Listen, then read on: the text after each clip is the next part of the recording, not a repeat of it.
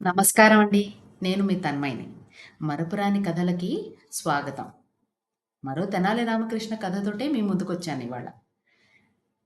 ఈ కథలు కొన్ని మనకి తెలిసినా, మళ్ళీ విన్నా కూడా ఎంతో ఆనందం కలిగిస్తాయి.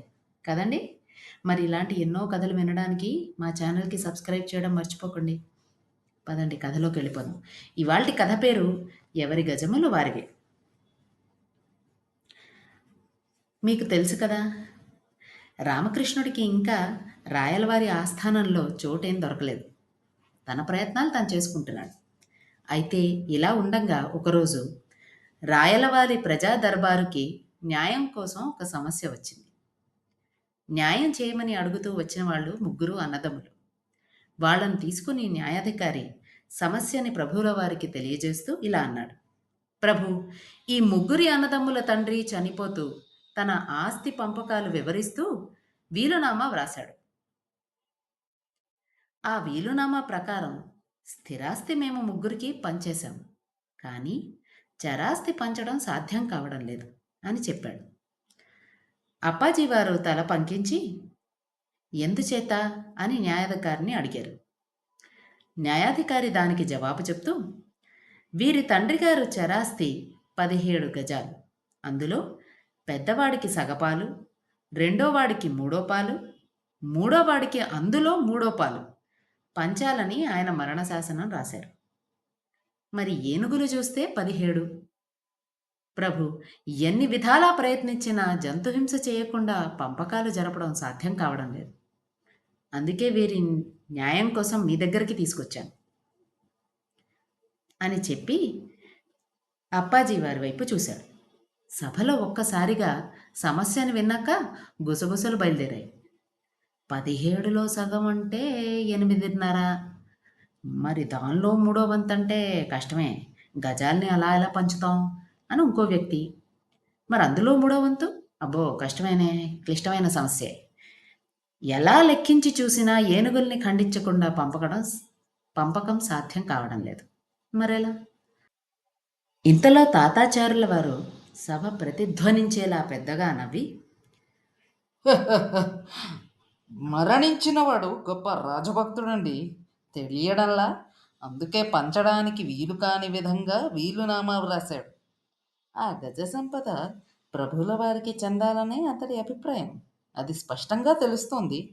ప్రభువులు అతడి కోరిక మన్నించి ఆ గజ సంపదని మన గజశాలకు తరలించడమే న్యాయం, అదే ధర్మం కూడా అని ప్రకటించారు.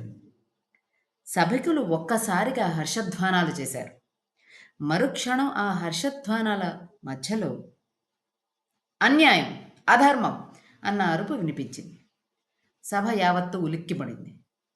అంతలో జనం మధ్య నుంచి దారి చేసుకుంటూ రామకృష్ణుడు ముందుకొచ్చాడు. అతన్ని చూస్తూనే ఆచార్యుల వారి పక్కన నిలబడిన అప్పన్న తిగిలు కొట్టిన దొంగలాగా కెవ్వుమని లింగడండి, రామలింగడు వచ్చాడు అన్నాడు. ఆచార్యుల వారి మొహం జేవురించింది. రాయల వారి పెదవుల మీద చిరునవ్వు మెరిసింది. అప్పాజీ సాభిప్రాయంగా చూస్తూ అధర్మం, అన్యాయం అంటూ ఆక్షేపిస్తున్నాం. మా న్యాయాధికారులకై సాధ్యం కాని పంపకం నువ్వు చేయగలవా అని అడిగాడు. రామకృష్ణుడు తల ఊపి ఏనుగు బొమ్మలు తెప్పించండి, అలాగే చేసి చూపిస్తాను అన్నాడు. వెంటనే ఏనుగు బొమ్మలు తెచ్చి సభ ముందు ఉంచారు. రామకృష్ణుడు ఆ ఏనుగు బొమ్మలు లెక్కపెట్టి ఇవి పంచవలసిన 17 ఏనుగులు. వీటిని పంచడానికి రాయలవారే స్వయంగా తమ పట్టపు ఏనుగు మీద వచ్చారు. ఎవరికైనా అభ్యంతరమా అన్నాడు. ఎవరూ అభ్యంతరం చెప్పలేదు. రాయలవారు తమ భద్రగజాన్ని ఈ ఏనుగుల వరుసలో చేర్చారు అంటూ పట్టపు ఏనుగు బొమ్మని ఆ వరుసలో చేర్చాడు రామకృష్ణుడు.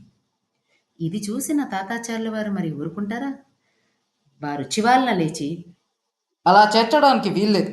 పంచవలసినవి ఏనుగులు 17, 18 కాదు కదా అని అరిచారు ఉక్రోషంతో. రామకృష్ణుడు పరిహాసం చేస్తూ పంచబడేవి కూడా 17 స్వామి, ముందు వినండి అన్నాడు హేళనగా. ఇప్పుడు ఈ వరుసలో ఉన్న ఏనుగులు మొత్తం 18.